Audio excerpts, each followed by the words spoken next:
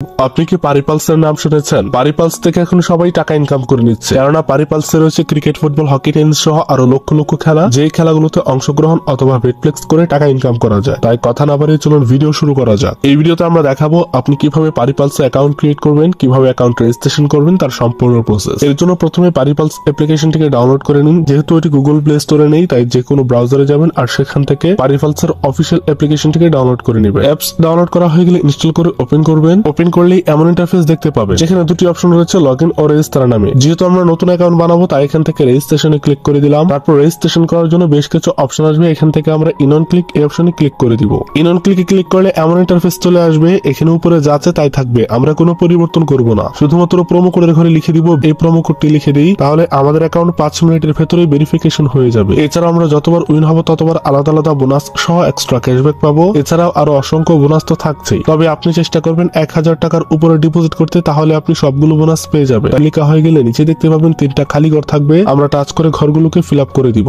এবং সবার নিচে রয়েছে রেজিস্টার অপশন, সেখানে আমরা আরো একটি ক্লিক করে দিব।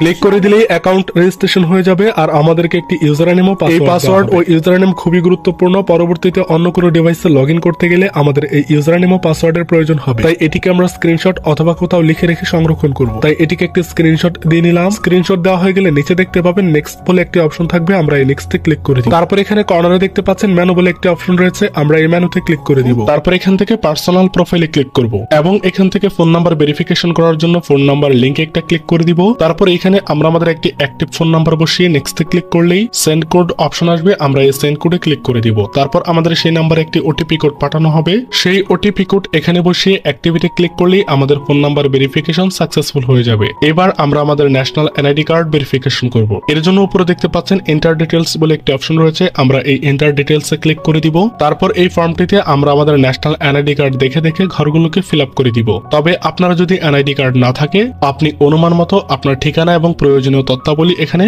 বসিয়ে নিতে পারেন। প্রথমে রয়েছে সারনেম, এখানে আমরা আমাদের নামের প্রথম অংশ, ফার্স্ট নেমের ঘরে আমরা আমাদের নামের পুরো অংশ বসিয়ে দিব। প্যাট্রনিক নেমের এখানে আমরা আমাদের ডাক নাম বসাবো।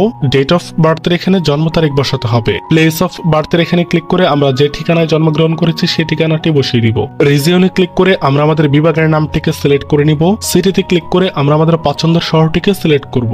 রেসিডেন্স অ্যাড্রেস অর্থ হচ্ছে জেলা, অর্থাৎ আমরা যে জেলাতে জন্মগ্রহণ করেছি সেই জেলার নামটি এখানে বসিয়ে দিব। ডকুমেন্ট টাইপে ক্লিক করে ন্যাশনাল এনআইডি কার্ড সিলেক্ট করব। সিরিজে ক্লিক করে 01 বসিয়ে দিব। ডকুমেন্ট নাম্বার এখানে আমরা আমাদের ন্যাশনাল এনআইডি কার্ডের নাম্বারটি বসাবো, তবে আমাদের যদি এনআইডি কার্ড না থাকে তাহলে আমরা এখানে ফোন নাম্বার বসাতে পারবো। ডেট অফ ইস্যুর এখানে এনআইডি কার্ডের পেছনে যে ইস্যু ডেটটি রয়েছে সেটি বসাবো। ইস্যুড বাইয়ের ঘরে বাংলাদেশ গভর্নমেন্টস লিখে দিব, আর তাহলে আমাদের ঘরগুলো ফিল আপ হয়ে যাবে। নিচে দেখতে পাবেন সেভ অপশন থাকবে, আমরা এই সেভে ক্লিক করে দিব। আর ক্লিক করে দিলে দেখতেই পাচ্ছেন আমাদের অ্যাকাউন্ট ভেরিফিকেশন কিন্তু সাকসেসফুল। এবার আমরা আমাদের অ্যাকাউন্টে টাকা ডিপোজিট করব। এর জন্য উপরে দেখতে পাচ্ছেন ডিপোজিট অপশন থাকবে, আমরা এই ডিপোজিটে ক্লিক করে দিব। তারপর ডিপোজিট করার জন্য অনেকগুলো অনলাইন ব্যাংকিং আসবে, আমরা যে কোনো একটি মাধ্যমে ডিপোজিট করতে পারি। আপনাদের দেখানোর জন্য আমি এখানে বিকাশে ডিপোজিট করব, এই জন্য বিকাশে ক্লিক করে দিলাম। ক্লিক করার পর এমন ইন্টারফেস চলে আসবে, এখানে প্রথমে রয়েছে একটি বিকাশ এজেন্ট নাম্বার। আপনারা যত টাকা ডিপোজিট করবেন তত টাকা এই নাম্বারটিতে ক্যাশ আউট করতে হবে, তবে নাম্বারটি ভালোভাবে যাচাই করে নিতে হবে, কেননা নাম্বারটি মাঝে মধ্যে পরিবর্তন হয়। নাম্বারটি কপি করে যত টাকা ডিপোজিট করবেন তত টাকা ক্যাশ আউট করতে হবে। ক্যাশ আউট করার পর একটি ট্রানজাকশন আইডি দেওয়া হয়, সেটিকে কপি করতে হবে এবং অ্যাপসে ফিরে অ্যামাউন্টের ঘরে আমরা যত টাকা ক্যাশ আউট করলাম তত টাকার পরিমাণ লিখে দিব। তার নিচের ঘরে আমরা যে নাম্বার থেকে ক্যাশ আউট করলাম সেই নাম্বারটি লিখে দিব এবং তার নিচের ঘরটাতে আমরা যে ট্রানজাকশন আইডিটি কপি করেছি সেটি পেস্ট করে দিব। আর সবকিছু বসানো হয়ে গেলে নিচের কনফার্মে আরো একটা ক্লিক করে দিব। দেওয়ার কিছুক্ষণ পরেই আমাদের অ্যাকাউন্টে ডিপোজিট করা সেই টাকাটি এসে যোগ হয়ে যাবে। ধন্যবাদ।